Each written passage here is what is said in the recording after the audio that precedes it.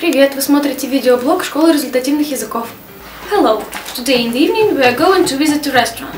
So, how can we reserve a table? Let's start our dialogue. Good morning, evening or afternoon. I would like to reserve a table. For how many people? You name the number and add please. What time are you arriving? You name the time. Then you ask to spell your name carefully. Ready? We will be happy to serve you this evening. When you arrive there, you can be asked what cuisine do you prefer, Japanese, Italian or others. Be ready for this question.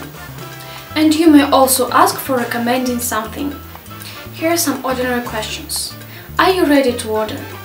May I recommend you any dishes? Give us a wine list, please. Your order will be ready in 20 minutes. Would you like drinks before or after?